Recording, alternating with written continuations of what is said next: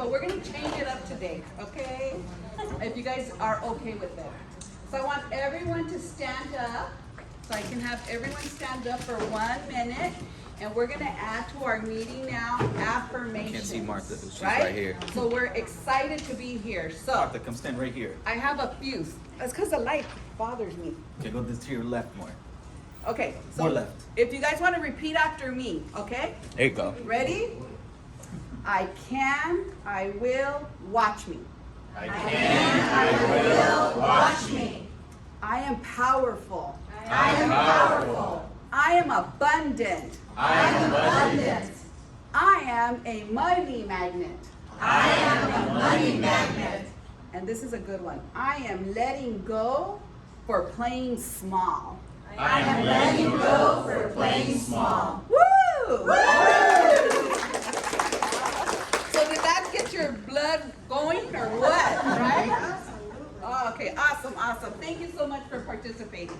So we're gonna start, because we wanna be here efficient and be productive on our meeting. So we're gonna introduce our speaker, which is Phil Atwan. So I'm gonna give you a little bit of information about him.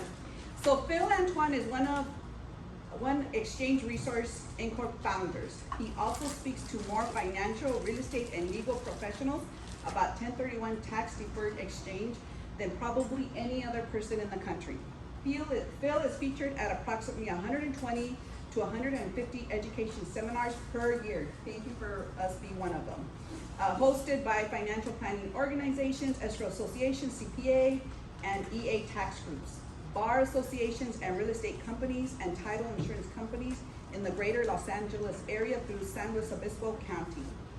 His reach extends across the nation. Industry-related professionals and real estate investors from New York to Seattle to Southern California call him to learn about the rules of Code Section 1031 and how to defer capital gain taxes. Helping and educating people is work Phil greatly enjoys and thrives on.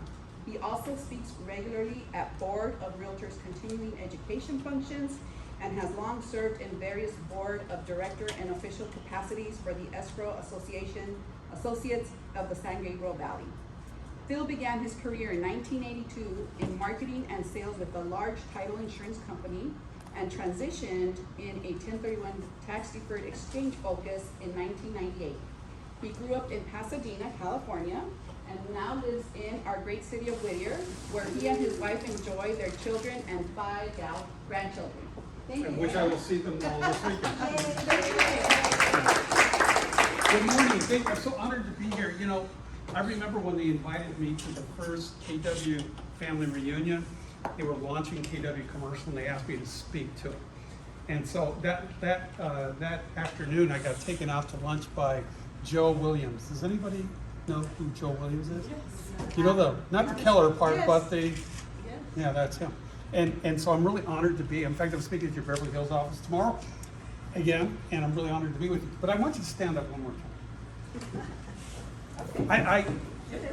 I need you to fulfill what you were affirming about. You have, that will not happen to you unless you repeat what I'm going to tell you.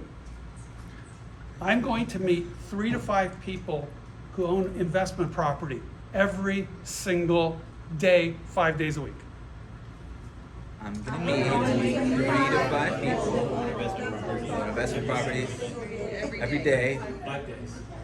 What was the last part? Every day. Every day of the week. Of the week. 5 days a week. Day and a half. Now that I got you totally confused. Yeah. Every day of the Now let me week. ask you a question. If you're We gotta shorten them and add more to it.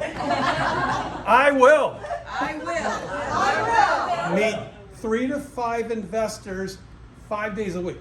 3 to 5 investors, 5 days a week. And I will relax on the weekend. And I will relax on the weekend. And get back the next week and do it again. And Get back next week and do it again. Which means I will meet about 100 new investors every single month.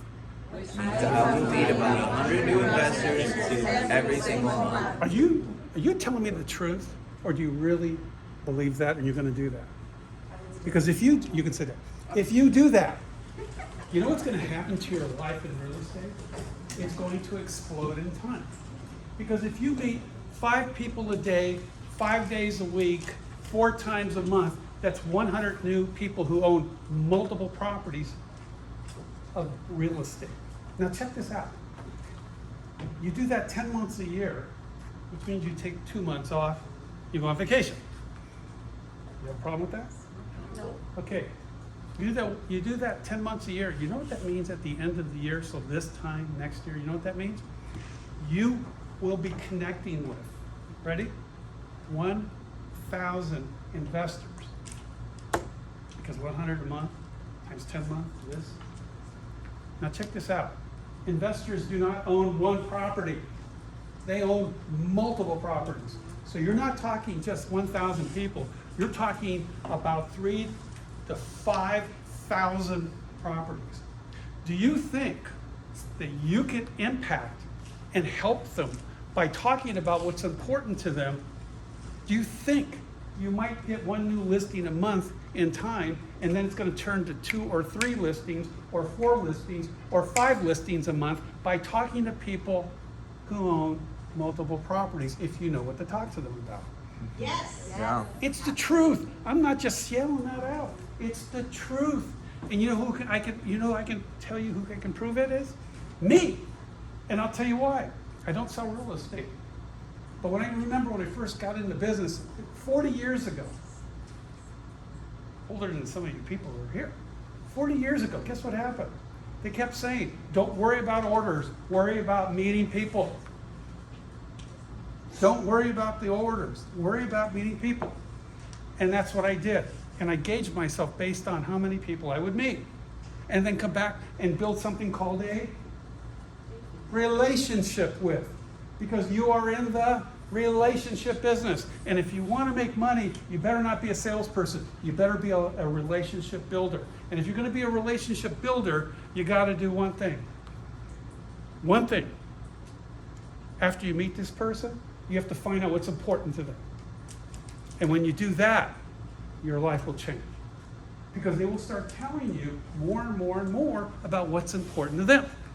Guess what we're going to talk about today? What's important to an investor. So we're going to give you a little bit of a head start. Because if you can do that, Veronica, how many calls do you make a day? Roughly. About maybe 30 to 40. How many offices do you actually show up in? Well, it varies, yes. Okay. It's yeah, after 27 years, so it's different. When I started, totally get was it. 20 offices a day. Now it's like maybe once a day. Okay. Different. Same. How about you? Well, I'm new, so I try to show my face everywhere that I can because I'm starting off. So I'm all the way from Fairmont to Whittier to Cerritos, and I try to show up everywhere. Folks, did you hear that? I didn't even ask them beforehand. I didn't even know I was going to pick up. They're building their business based on how many people they touch a day. And that's all I'm going to ask you to do if you're really interested in building what we just talked about, where I had you stand up and say these things. Because if you're willing to do it, your life will change. It will change for the better. So let's talk about what's important to an investor. Remember, you are not there to talk taxes to them. You're not there to talk about what's legal or not legal. That's not your job. It's not my job, and I can prove it. Do you have a license? Anybody here have a license with the California Bar? Does anybody have a license? I don't mean this one. But I mean, yeah. Does anybody have a license with the CPA or the EA associations for California? Then you don't. You can't do that. But you can talk about how to help people make money. Because they did not buy the property to live in. They bought the property to make money.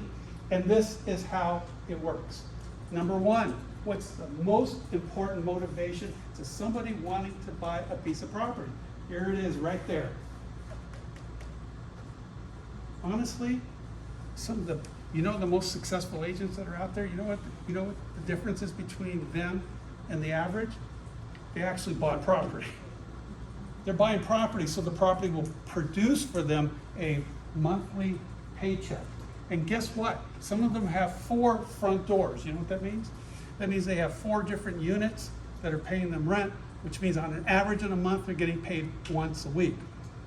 And some of them own 30 front doors, which means they get a paycheck once a day on an average. You know what's really weird? If you go into a car dealer, like I noticed I noticed you had a really nice, was that a Porsche? That's a nice car. What if you go to a Porsche dealer and the guy's driving a Volkswagen? Or the guy's driving a Nissan? Well, apparently he doesn't believe in the product he's selling, or he would own it. Do you believe in your product? Do you believe in real estate? You need to buy it for yourself so that people will approach you on a monthly basis. You know what I'm saying? Or they want to connect with you because you have something they want, and that's money. There's 2 areas of this thing called monthly income. Cash flow and rate of return, we're going to talk about that. Number 2, second motivation. Remember, Ruben, Yes, sir. you say you're getting married like real soon? Yeah. Congratulations. Thank you. Great. Did you start off, and all these times that you were with your fiance, did you always talk about what's important to you, or are you looking out for her? It's a good question. I'm always looking out for her. Because that's what it's all about. And I got to tell you, what's in it for the investor is cash flow. Number 2, what's in it for them is over time this goes up. The biggest regret investors have is that they wish they had bought one more property. I remember, since I'm a fellow Whittierite, like most of you, it was like 2000 and I think it was 2006 is when it hit the top. 7 it started going like this, and 8 went like that. 9, 10, 11, 12. My wife and I were out there in 12 looking at properties, and all of a sudden I noticed that the open houses were starting to get crowded. Guess what people were doing in bad market times? Buying. Does that make sense? I don't know when the next slump is going to go, but I can tell you this. The height of the last market, where they put in stated income loans, we call that funny financing, where they had 0 down, and sometimes they were getting cash back, and they just stated their income and they lied, which means they were really not qualified, and guess what happened to them within a year? They were a short sale or a foreclosure. Folks, the bottom line is you can take advantage of all of that. And by the way, just so you know, don't even tell me that we'll never see these prices again. Because you know what they said back when these people were doing stated income loans that forced the property values to go up really high because there were so many buyers? Like, who sets the price, the seller or the buyer? Say that out loud. Absolutely. The buyer is the one that makes the price go up because they're out there demanding. They just make the price go up. They said we'll never see that market again because all the fake buyers out there with the fake financing. And guess what happened? Today, the prices are higher than they were at the top of the market when they let in all these people who could not qualify, and they had to lie on their applications because it was stated income. Not that I have a problem with the stated income. It's fine if you have money down. You gotta have skin in the game. You know what I'm saying? But the bottom line is it keeps going up over time. Equity to grow, value to grow over time. The biggest regret investors have, and I know that because they call me up and they say we need to set up a 1031 exchange, and they said, man, I bought this thing for $300, it's worth $1 million. I said, don't you wish you bought a second one? And they go, man, you're not. And they start laughing. They go, you're not kidding. That's the biggest regret they have because it goes up. Number 3, they need investment property for the purposes of tax deductions. Now let's face it, the more you make, the more the government takes. It isn't that they just take whatever percentage. They just raise the percentage on you because you've been working so hard. Thank you. So the bottom line is you gotta have tax write-offs. If you think I'm full of baloney, I just want you to think about this. When tax time comes around, it's time for you to file your tax return. I have a question for you. Are you looking for every single deduction that you can find so you pay less to the government and keep more for yourself? Yeah. So does an investor. And this is what they get. If it's a residential building, they get to write it off for 27.5 years. It's called depreciation. That means not the value of the land, but the value of the building in the year that they bought it in. They can take that number. So if they bought it for 300 back then, let's say 150,000 was worth land and 150 was worth the building. The building value, 150, would be divided by 27.5 years if it was a residential building. If it's a building like this, commercial, it's over 39 years. And it reduces the amount of income taxes they pay off their incoming rent, which means they get to keep what? More the rent, because the government's going to do what? Charge them as much tax as possible because they're out there doing business and making money. In addition to that, you get to write off everything with the property. You visit it, you write off the miles. Property taxes, you write them off. Insurance, you write it off. Interest, I'm so grateful for the lenders. You write it off. It's all a write-off, folks. And guess who made these rules? The government. This is not under the table stuff. We're talking about people of integrity. It's right there for them to look at. And you can write it off. So you pay less tax on the rents that you collect. That's right. Uh-oh. So I can do it this way. What's my pointer? I'm thinking maybe the battery went out. Maybe I hit the off button by accident.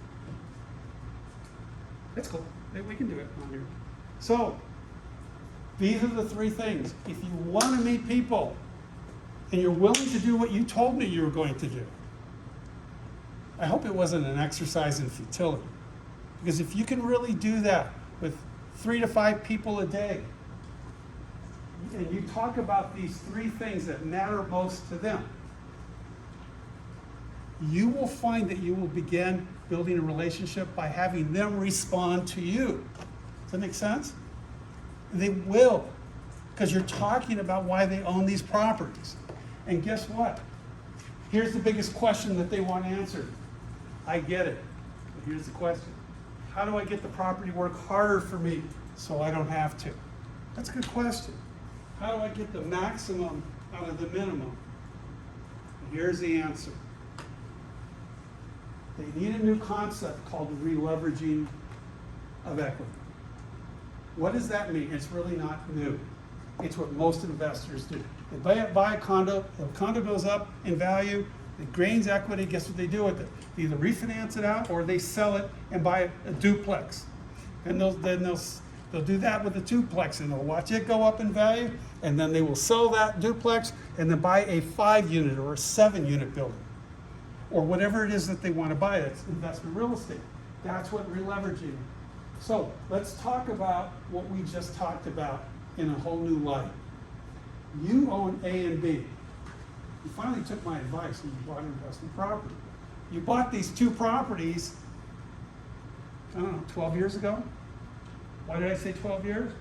Because Veronica is going to give you a farm package of the people who own these properties at least 12 years or longer.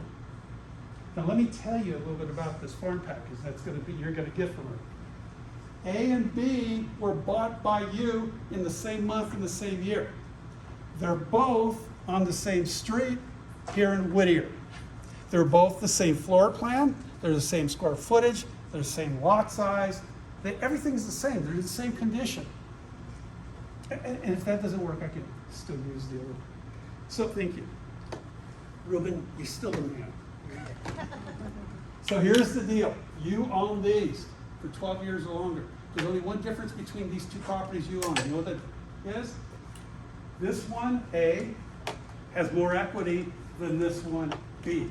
Now, I don't know why, you may have refinanced the property, taken cash out and bought another property. I don't know why you have, or maybe you did a principal pay down on your A faster than you did on B. For whatever reason, you have more equity in A than B. In fact, A may be getting close to being paid off or is paid off. So let's compare these two properties, because these people are going to be in your farm package. Number one, cash flow versus rate of return. Remember we talked about as far as income is concerned? So here's my question to you, and this is what I like about live versus Zoom.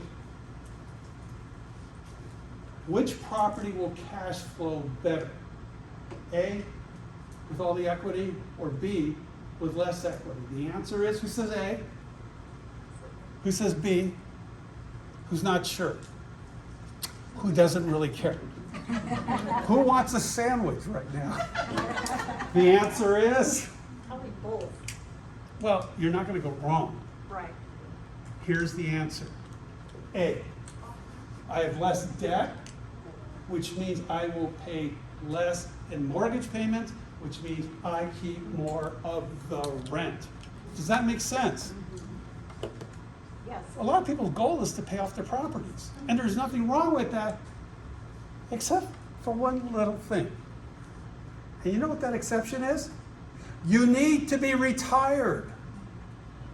Folks, if you're not retired, if you're not already retired, you are blowing it. Because if you're sitting on, That was me. that's all right. No problem. If you're sitting on a property with all this equity in it, you can't charge more rent than this property. You have more equity in this, but you can't charge more rent on it compared to this one, because these are next door to each other and they're identical properties. Rent isn't generated by how much equity you have in the building. In fact, the opposite is true. The higher the equity, the lower the rate of return on the equity, because you can't charge more rent. Does that make sense? Number two, which property will appreciate faster? This one that's paid off, or this one that is not? It has a lot less equity. The answer is, which one will appreciate better? Who says A? Who says B? Who says neither? Neither's the right answer, because they're both identical properties next door to each other here in Whittier with the same floor plan, same everything. Does equity have anything to do on how fast the value of the property goes up? No, the market does. So guess who's getting a better rate of return off the equity now? B is. Because I have less skin in the game, and I can appreciate as fast, and I can charge the same amount of rent that A can. Does that make sense? Yeah. Folks, this is perfect when you retire, but not before. Number three, which property has higher tax write-offs? Well, I can tell you right now, they're going to be about the same, except for one thing. B has a precious interest rate tax write-off. A doesn't anymore because it's paid off. So guess who's keeping more money out of the equity that's in the building? Percentage-wise, the answer is, without a doubt, B is. What does A need to do? It needs to take the equity out by refinancing it and buying more rentals or more doors or units. Whether you want a fourplex or a twoplex, or if you want a commercial or industrial or whatever. You know, people do own that. Single families, you know, people actually own single families as rentals. They see property different than just to live in it. They see it as a moneymaker for them in time. Folks, it needs to re-leverage the equity, so A now has 2 properties or 3 properties that will all produce income, that will all go up in equity when prices go up again. Does that make sense? Yes. That's what they do to make money. You all owe me $1,000. I just gave you, I gave you the most precious thing of real estate that you could know. Making the money work for you so you don't have to. People pay big money to go to classes. Now I'm going to give it to you free because Veronica says she's going to cover it. So, does this work? You try it. Okay. Maybe my batteries. Cool. Ah. Thank you. Ruben, you're still the man. So when I sell a property, to re-leverage it, I have to pay taxes on it. Now, it doesn't matter what you're selling. If it's your personal residence, a second home, a vacation home, your rentals, vacant land, you have to pay taxes. I'm not here to give you a tax lesson, but I do know that I have got to move a little faster to make sure that we get you into it. When you sell the property, guess what your CPA is going to do? They're going to look at what you sold it for versus what you bought it for, and what you bought it for, he's going to consider, or she's going to consider, all the capital improvements that you put into the building, like, you know, add-ons, remodels, things that you've upgraded in. Then they're going to look at if it's a rental, they're going to deduct depreciation because they gave you a write-off. So that it actually takes away from the purchase price. That's called your adjusted basis. And then they're also going to look at closing costs because they have to pay you escrow, title, transfer taxes, recording fees, 1031 exchange fees. You have to pay all these things to sell the property. All that's going to get adjusted in this. So at the end of the day, your CPA is going to look at this minus this equals this. If this is your principal residence, okay, I sell my home on Rustic Hill Drive, okay? You can come to, you're welcome. Guess what I get? Because my wife and I are married, and we're both on title. We've owned this property for 34 years next month. And guess what? We've lived in it the whole time. So guess what I qualify for? 500,000. That's right. So I get how much off my 700 gain? Which means I have a gain now of? 2. Which means I pay taxes on? 2. That's right. If I was single, how much would this turn into? 250. Why? Because I'm single. 250 minus 700 equals 450. Now I pay taxes on 450. That's it. That's your principal residence exclusion, if the client qualifies for that 121 principal residence exclusion. Now, let's change it. This is not a personal residence. This is your vacation home, your mountain cabin, your property at the water, at the beach, or maybe it's up in Mammoth with the snow. There's no rain or snow, but guess how much you get off of this 700,000? Here's the answer: 0. It's not your principal residence. You will pay taxes on a 700,000 capital gain. If it's your rental that you're trying to re-leverage, you know that A and B thing, to take the equity out of A, you'll pay 100% of the tax. So why would I want to sell it? What does it look like today in terms of tax rates? Today, if I sell any one of those 3 buildings, and did you know those are the only 3 properties that are out there? Primary residence, second home, vacation home, and number 3 is your business use or rental properties. That's it. That's the way they look at it. Number 1, you'll pay 15 to 20% long-term capital gains tax on the 700,000 or the 200 after 500 or the 450 after 500. You pay that to the IRS. You know how to spell the IRS, anybody? THE, IRS. You put that together, that spells? Theirs. Number 2, you have to pay the Medicare tax. Okay, what Medicare tax? I mean, I pay a Medicare tax when I sell my home or any kind of property? Even stocks or bonds and mutual funds? Yes. What exactly is it? Anybody ever hear of the healthcare program or the affordable healthcare program? I don't know who it's affordable to. Definitely not me. Obamacare? That's what this is. Every time you sell property, if your gain's over 200,000 as an individual or 250 as a married couple, guess what kicks in on your gain? This. Number 3, California. I heard a big rumor now. I heard our governor is going to be running for president in 2 years.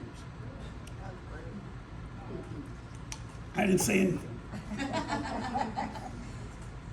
Right now, the cap is at 13.3 in California, off your gain. But the rumor is also, after the election, because this is the best time to do it, because nobody cares anymore, they're going to raise that. They're going to try to get it to 16, 17%. We're already number one. Number 1. I'm not talking about the Dodgers or the Rams. Hopefully US.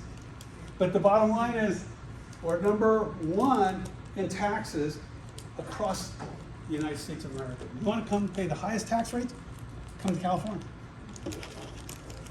And then if it's a rental, you get to look at all that allowable depreciation. You get to pay another tax of 25% on the tax write-off the government gave you. And if you chose not to use the tax write-off, when you are eligible to use it, the government says it's okay, you don't have to take it. But if it's available to you and you don't take it, you'll still pay that 25% tax of what you could have written off, whether you written it off or not. Am I kidding you? No. So what's a 1031 tax-free exchange? Nope, tax-deferred exchange. This is what you're going to be talking about when you meet these 3 to 5 people every day. And guess what Veronica is going to give you? Veronica is going to give you the names of the people, where these properties are located, and the address they get their mail at, and anything else you have, emails or phone numbers, whatever it happens to be. I will provide you the letters that talk to these people about these different areas that we're talking about today, all right? So guess what a 1031 exchange is? It's them listing that property A, by you to help them sell it, and then re-leverage the equity into a bigger, better property or more properties that will generate more by re-leveraging income, appreciation, and tax write-offs. The very reason why they bought the properties in the first place. Does that make sense? You're not there to convince them to sell. You're there to give them options and what the government gives you if you decide to whether refinance and take money out or sell and exchange and buy a different, better property for you. Does that make sense? That's all it is. You're not there to talk them into anything. Don't you hate it when people try to sell you things? I like it when people give me options because I'm smart enough to make my own decision, or my wife is smart enough to make that decision. Either way, it'll work. So will you eventually pay the taxes if you defer the gain? Yeah. You go back to the first property. If you exchanged it 3 times, you go back to the first property. Remember that basis thing that you paid for it? That goes with you from property to property to property. And then if you become like one of my neighbors, you know my neighbors? It's called Rose Hills Cemetery. If you become one of them, guess what happens?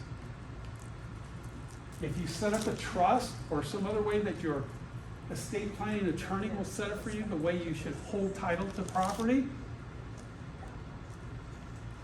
when I die, it goes to my wife or my kids or whoever at a stepped-up basis. My basis that I've been deferring is way back at $300,000. That's worth $3 million. So when I die, it goes to them at a basis of $3 million, which means they pay how much in taxes? 0. Because do you ever have, like in your car, you know, the trip reset button? So if you gas up or something, you could reset to find out how many miles you went on a tank of gas or whatever. Well, the government resets your basis when you die if you qualify for this stepped-up basis program, which means your heirs pay 0 in taxes. You know what we call that? Swap, exchange, till you drop. Swap till you drop. And that's what investors do. It's a big saying in the industry. But if you don't do that and you decide to cash out, you're going to go all the way back from what you've been deferring at your purchase price that was adjusted, right? Remember the adjusted basis? All the way to the beginning. And then you will pay all those taxes I showed you. So why not keep the properties or exchange them into other properties that will be better for you? Like for example, maybe I buy a property that has a Starbucks on it, or a Trader Joe's on it, or a CVS on it. So I'm working with or it's Chick-fil-A or whatever, that I'm working with a tenant that's on a triple net lease, which means the tenant will pay for the property taxes, not me. They'll pay for the insurance on the building, not me. They're going to maintain the building and fix the building where there's a problem, not me. All I do is I walk to my mailbox. That's how I get my answers. You get my monthly check that the corporation will send me every single month for the duration of that lease. And if you don't believe me, does anybody remember Whittier Boulevard? You know where the, what is it called now? The Amazon is now, the market? Yeah. You know what was there before that? Before that. I'll tell you what it was. Board Ford. It was a Ford dealership. You know what, remember the crisis we were just talking about when everybody went out of business, like 2007, 8, 9, 10, 11, 12? Well, Ford was one of those, Board Ford went out of business. Guess who the corporate leaseholder was of that property? Ford. Which means they had to pay the owner of the property the monthly lease for all those years when there was nothing there but dirt. Is that a good deal for an older person? Maybe I should start doing that one. But you see what I'm saying? That's the beauty of exchanging. Now, wait, let's pass this stuff up right now. How do you do a 1031 exchange? Your client will ask you that question, and trust me, if you start meeting these people, they're going to ask you this question. And the people that you send to me, they say, what do I need to do? Well, first thing you need to do is you list the property in your agent's private remarks, right? You familiar with that? You put down that the seller's doing a, and that the buyer's going to, with what? Here it is, me. You have to bring in an accommodator or a qualified intermediary into your sales contract for them to facilitate this exchange. And if you fail to do so, and escrow closed yesterday, and call me today, it's too late. I can't set it up.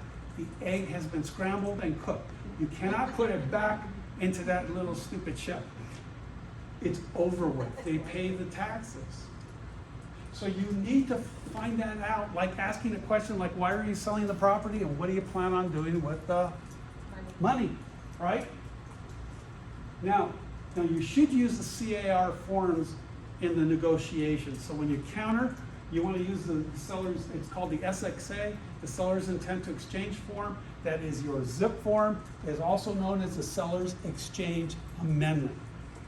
You want to have that, and this is what your form looks like. In fact, you know what they did? You know how they changed the CAR forms back in December, I think it was? You say you're doing an exchange, this bad boy just shows up.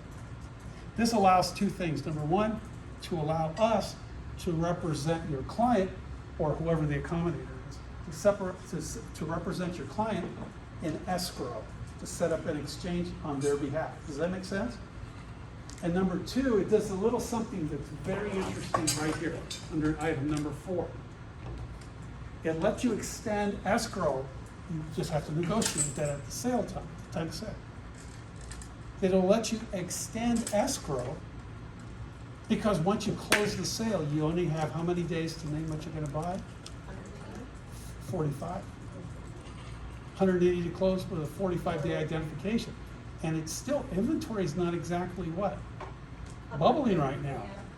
So you got to know what you're going to buy before you close your sale. And this allows you to extend your sale escrow if you decide to utilize that. We can talk more about that in a minute.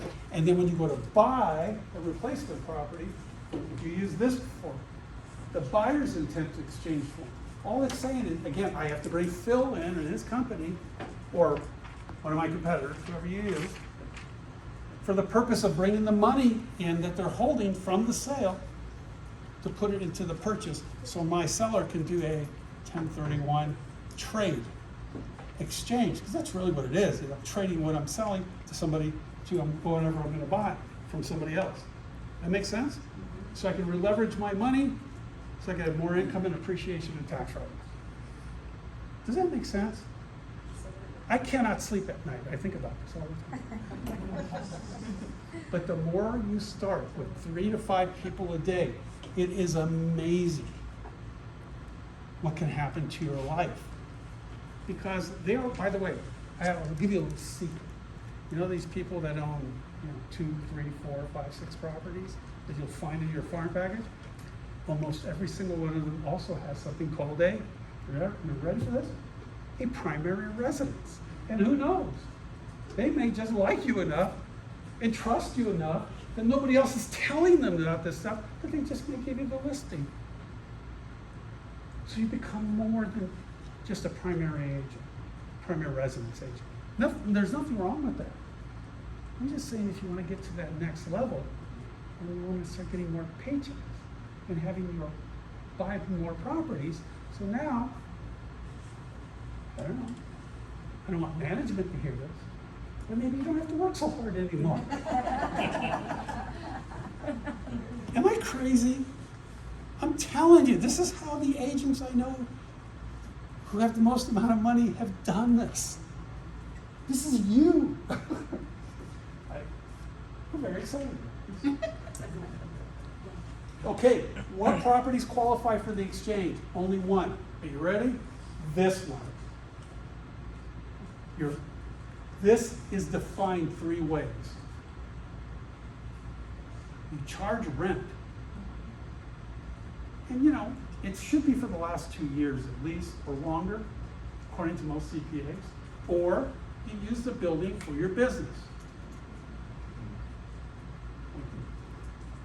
KW own this property, they own part of it for their business, and they charge rent on the other part that they own and inhabit. Does that make sense? Yes.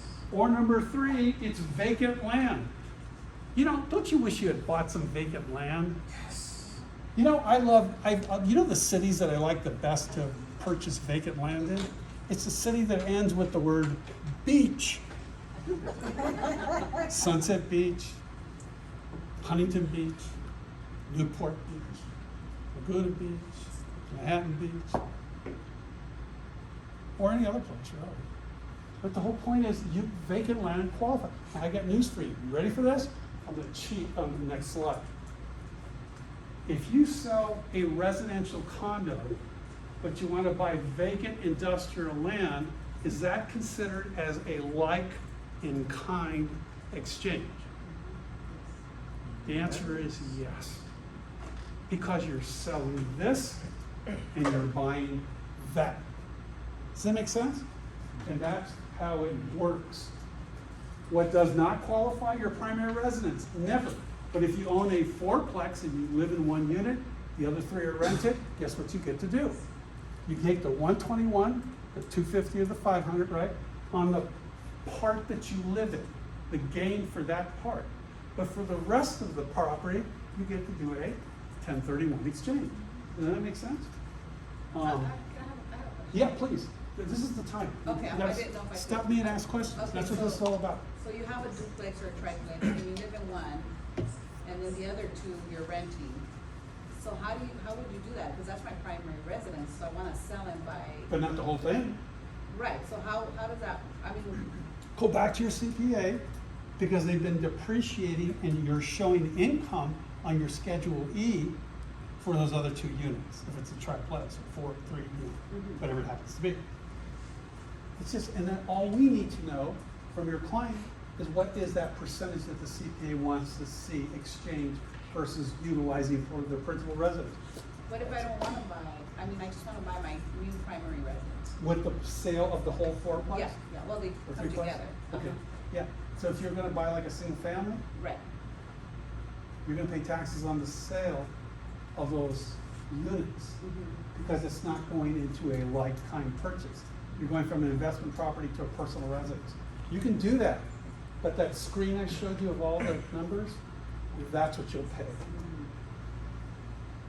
Just refinance and go buy your own personal one. You know what? Say that again. Just refinance your investment and go buy. You a can do personal that, and then you can residence. help them buy a personal residence. Yes. They can convert that other unit that they used to live in into another income producer, and take that money and buy it. There's no tax to do that.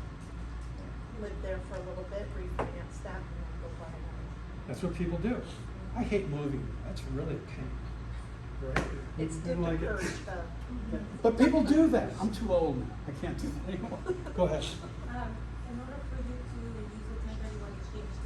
to only be for purchases, in properties in the States? What if somebody wants to invest in, out of the country? Arizona. Okay, first of all, it's gotta be anywhere in the, United States. why? Because it's a federal tax code.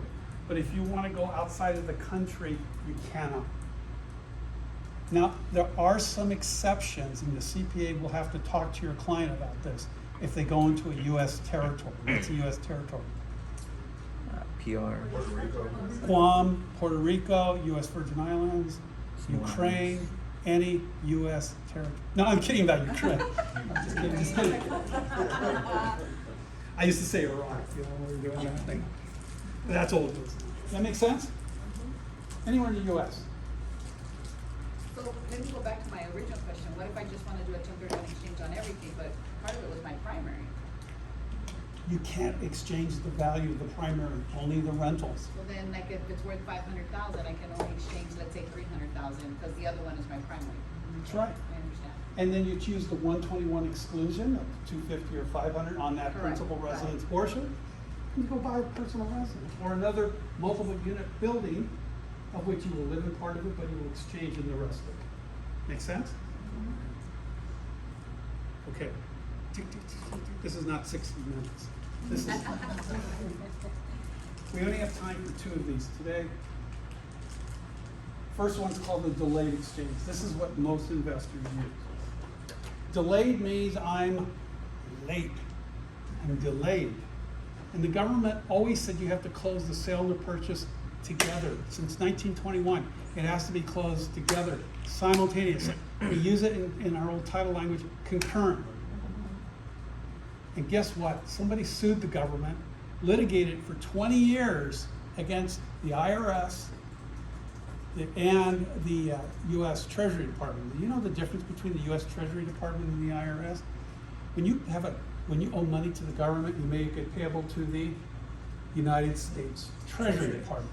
If they owe you money, you get a check from the United States Treasury Department. So what's the IRS? It's the mafia collection office of the U.S. Treasury Department. Does that make sense? So he sued them. And they litigated for 20 years. And the judge sided with Mr. Starker and said, you're right, you don't have to close simultaneously. And the government was stunned. This was back in the 60s, it started in the 80s, this came out. So now the government says, if you set up this delayed exchange, from the accommodator will set up the exchange for you, hold the funds, tell them I'm on another one, I'm busy. And you must close your purchase within, don't say 6 months, it's 180 days. 180 days is actually what, 2.5, 3 days less than 6 months? She's looking at her watch. 180 days to close. And by the way, if it lands on Labor Day or the weekend or any kind of holiday, when escrow is closed, the title companies are closed, we're closed, thank God. Guess what happens? You get to the next business day, right? Wrong. It's that day or before. The government is so angry and bitter that they lost that lawsuit. They're not going to give you the next business day like they do with your tax return. You have to close your purchase. Now, can you close purchase within 180 days? Sure you can. But here's where the government will get you, because angry, bitter people, and this is what they came up with. You only have the first 45 days to name what you're going to close. That's your deadline from the time the sale closes. Now let's bring that zip form back in. What did we say earlier? You can negotiate a extension to escrow contingent on your finding a replacement property, approving a physical inspection report, and approving a clean title. And then you release the contingency. Now, how long can you extend escrow? Whatever you can negotiate. 15 days, 30 days, 45 days. It's whatever you want it to be. But you've got to negotiate that up front, because that buyer is not going to give you another 2 or 3 or 4 weeks longer the week before escrow closes. It's just not going to happen. You see where this art of negotiation comes in? Does that make sense? Is that unclear? That is so important. You only have 45 days from when the sale closes. When can I start making bids and offers on new properties? Whenever you want. You want to do it while you're still in escrow? You want to do it when the property that you're selling is listed? It doesn't matter. The government doesn't care. We're looking at closing. The sale closing, 45 days to name, 180 days to close, and this is the first 45 days of that. Make sense? This is so important. You gotta know what you're buying, because the key to buying better property that's gonna give you more income, appreciation, and tax write-offs is buying the right property. You don't wanna buy the wrong property. Or, you can name up 3 properties. In the big city, you do this. When you go out of state, especially areas where the values are lower, you wanna go with this rule, but for today, you should know about the 3 property rule. You can change the 3 properties that you're going to name within this. You can change these properties 100 times, but not after day 45. It's tax fraud. You can't do it. I have a question. Yes, Can you split that, like if I, 2 properties? Like one commercial and one, like? without a doubt, Okay. no problem. As long as it's on that list and it's considered as what? Investment real estate? It could be industrial, commercial, it could be a warehouse. It can be a single family rental. Absolutely. So you Veronica. can buy 2 properties? Or 3, you can buy everything on your list, 2 of the 3 on your list, or just 1 on your list. But that's the only property you can buy, or properties you can buy, that's on your list at the end of day 45. At the end of day 45. How about if I do it backwards? Can I close a purchase first? Remember, the government doesn't care when you open escrow. Can I close my purchase first and then close the sale, and I can exchange when I'm selling into what I've already bought? The answer is yes, if you do this thing called a reverse exchange. We have to set it up. It costs more. But it allows you to float money, to get a swing loan, a bridge loan, a line of credit, hard money, borrow from your parents, kids, whatever that happens to be. Close the purchase first through us. We have to set up a holding corporation. EAT, it's called an EAT. That's what we're going to do with Subway in a minute. But EAT stands for Exchange Accommodation Title Holder. We set up a corporation that will take title to 1 of 2 properties. Not both, but just 1 or 2 of 2. Either what you're selling or what you're buying. So when you close the purchase first and you're taking title to the new purchase, you don't own the sale property anymore. We are holding it for you. And you still have it listed for sale, and it will go straight to the buyer. Or if you're paying all cash, then we will hold the new property for you. Either way, your client is going to be managing the property we're holding. They're going to be collecting the rent. They're going to be paying the taxes, the insurance, and everything else that they normally do. They'll be in charge of the tenant. But this lets you close the purchase first. And that, my friends, is the most difficult thing to do in a temporary loan exchange. Find the right property. That's what it's all about. Now I want to talk about what the government requires from you. 2 things amongst a whole lot of things that we've already talked about. Cash has to go into the purchase that's left over after the sale. If you don't, and you keep part of it, it's okay. You just pay taxes on the cash you keep. Make sense? Yes. Number 2, when you close the sale, who pays off? You can't say anything. Who pays off the mortgages? Existing debts. Is it who pays off the mortgages on the sale? So if I've got, let's say, a first and a second and a HELOC, and I'm closing the sale, those have to be what we call paid off. Who's going to pay those off? Make sure it's paid off, escrow time. Escrow and title. Well, escrow orders something called the demands.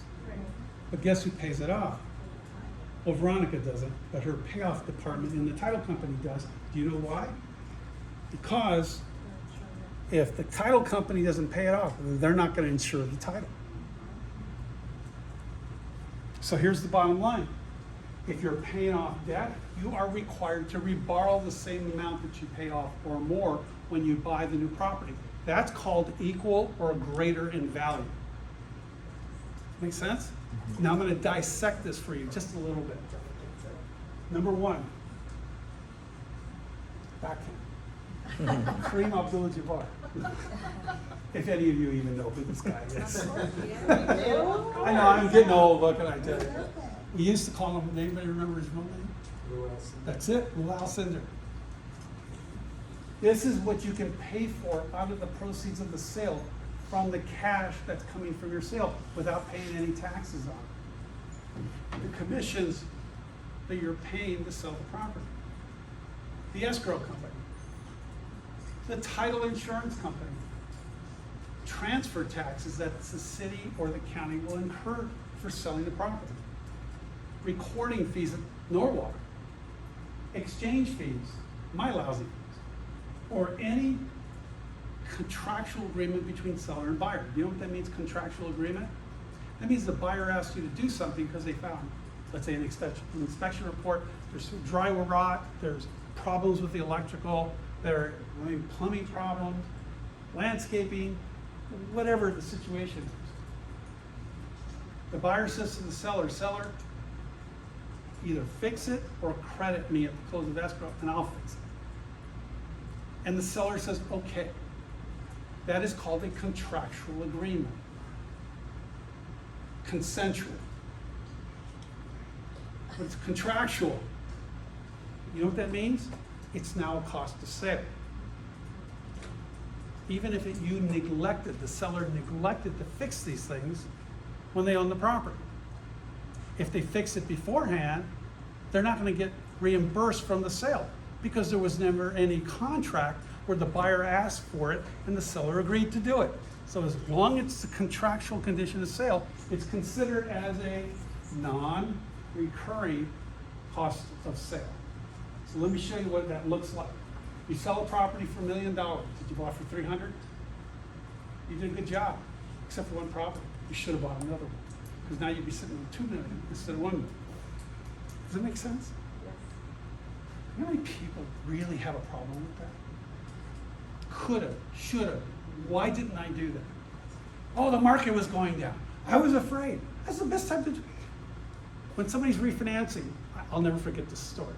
When I was refinancing my home, I just wanted rate and term. I wasn't going to use any cash. He said, so what interest rate did you want? He goes, I'm like, blah, blah, blah. And he said, the lowest one out there, right? I said, yeah, you're right.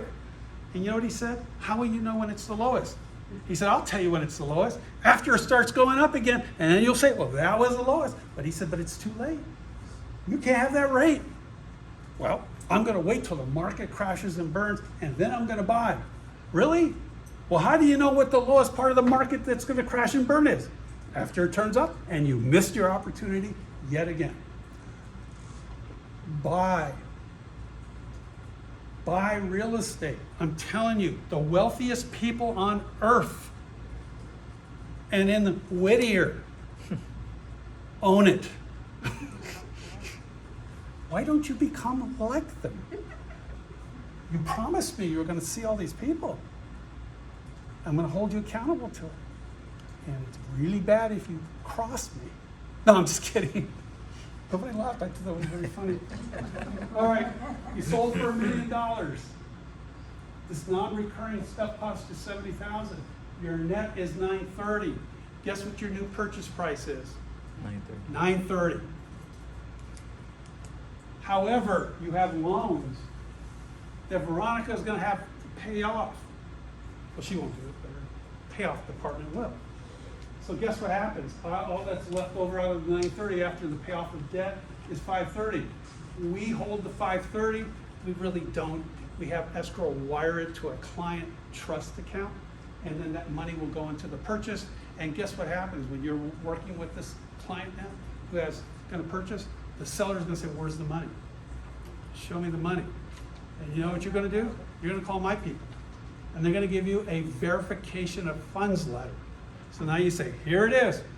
This is what the accommodator is holding to the penny. So now your buyer is a very qualified buyer. Is that insured? Oh, yeah.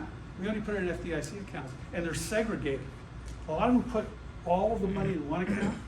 We have over $500 million in individual client trust accounts, which means it's not a corporate asset of the company, unlike some companies. Number two, money cannot leave that account until the client signs an authorization as to when it goes, how much goes, and where it goes. And number three, we have FDIC and all that, and bonding and errors and emissions insurance.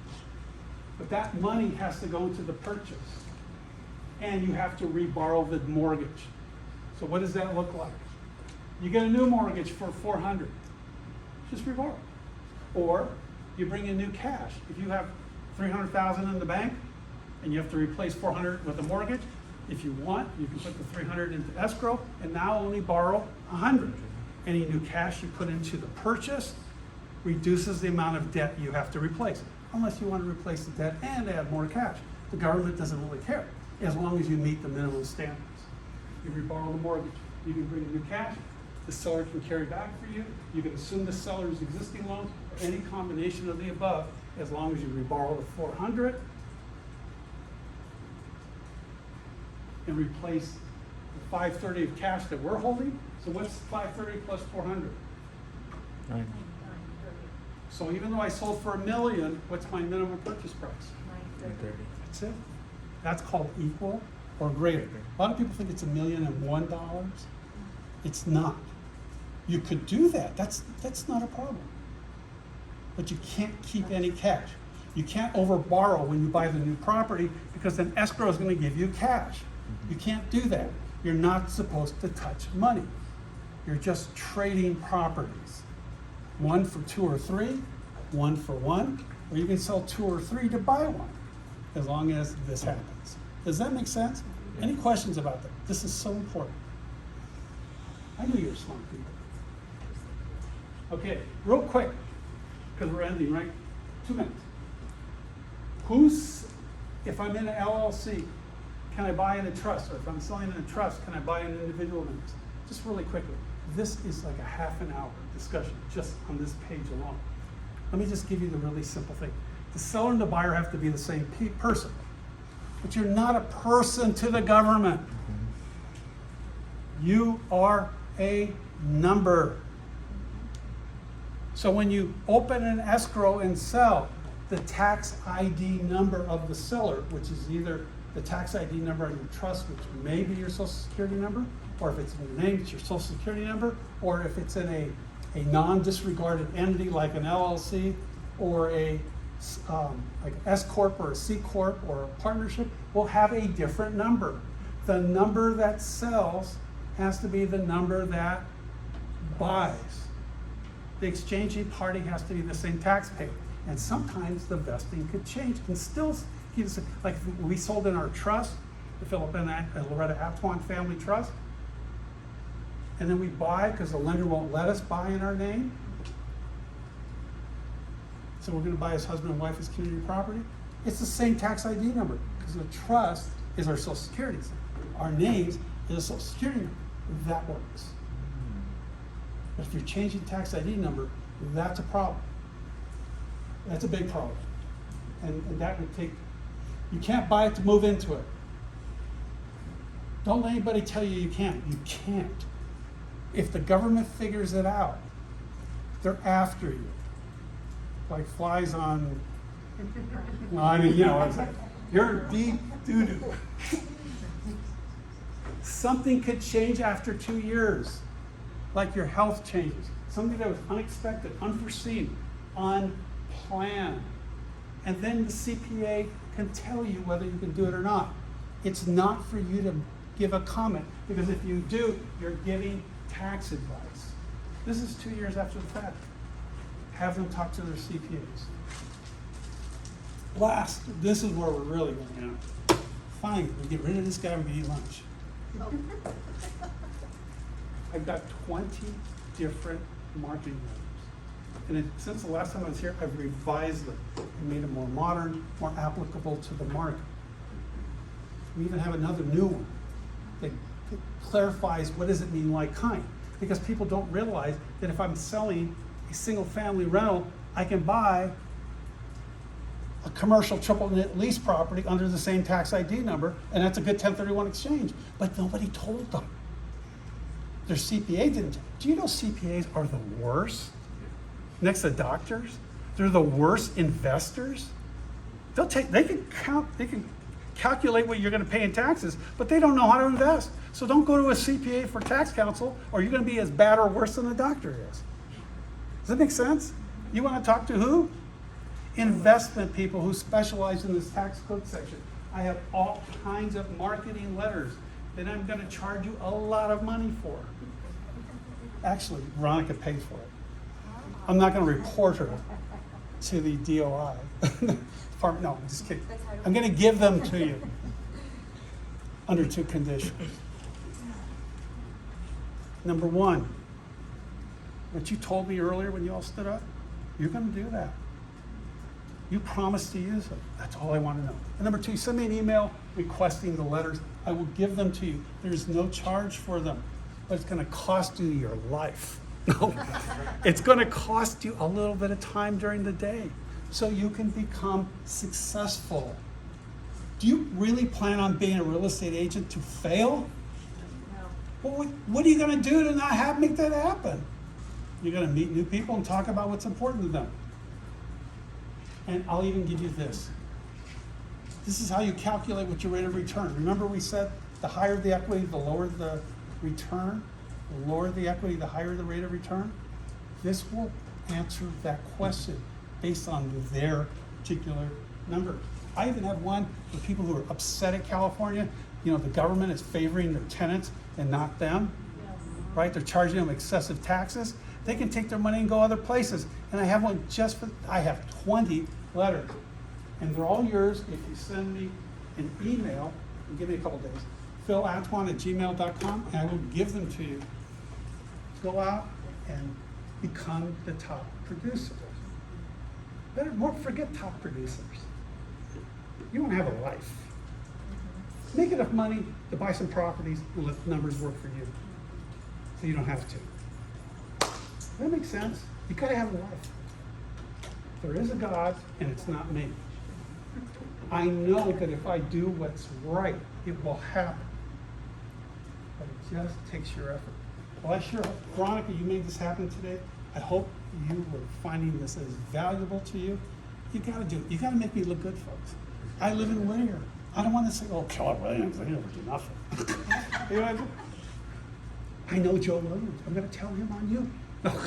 Or tell you on him. No. Does that make sense? I'm here to help you. And if you're stuck,